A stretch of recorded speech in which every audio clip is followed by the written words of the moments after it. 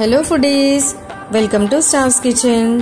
నేను ఈరోజు మీకు సేమియా కేసరి ఎలా చేసుకోవాలో చెప్పబోతున్నానండి. దీనికోసం ముందుగా సేమియా, షుగర్, జీడిపప్పు, బాదం పప్పు, కిస్మిస్, ఇలాచి, నెయ్యి వీటన్నింటిని ముందుగా రెడీగా పెట్టుకోవాలండి. తర్వాత స్టవ్ ఆన్ చేసి ప్యాన్ పెట్టుకుని హీట్ అయ్యాక నెయ్యి వేయాలండి. నెయ్యి కూడా హీట్ అయ్యాక జీడిపప్పు వేసి ఇలా గోల్డెన్ కలర్ వచ్చే వరకు మంచిగా దూరగా వేయించుకోవాలండి. తర్వాత బాదం పప్పు కూడా వేసి వీటిని కూడా మంచిగా వేయించుకోవాలండి.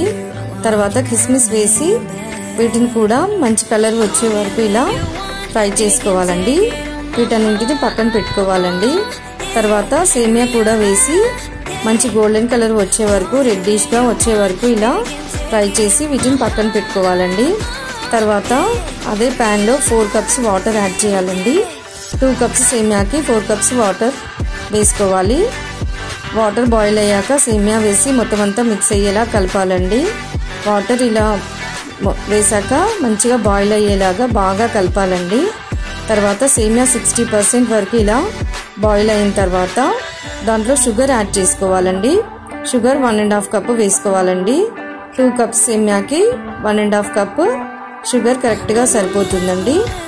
చూడండి, ఇలా మొత్తం అంతా మిక్స్ అయ్యేలాగా బాగా కలపాలండి. తర్వాత ఇలాచీ పౌడర్ దీంట్లో యాడ్ చేసుకోవాలి. తర్వాత మొత్తం అంతా మిక్స్ అయ్యేలా కలపాలి. తర్వాత ఇది మంచిగా బాయిల్ అయ్యాక జీడిపప్పు, బాదం పప్పు, కిస్మిస్ వీటన్నింటిని యాడ్ చేసుకుని మొత్తం అంతా మిక్స్ అయ్యేలాగా బాగా కలపాలండి. చూడండి, సేమియా ఈ కన్సిస్టెన్సీ వచ్చే వరకు ఇలా ఉడికించుకోవాలండి. అంతే అండి, వేడి వేడి సేమియా కేసరి రెడీ. మంచిగా గోల్డెన్ బ్రౌన్ కలర్ వచ్చే వరకు దీన్ని ఇలా ఉడికించుకోవాలండి. వేడి వేడిగా సర్వ్ చేసుకుంటే ఇది చాలా యమ్మీగా ఉంటుందండి. Thank you for watching.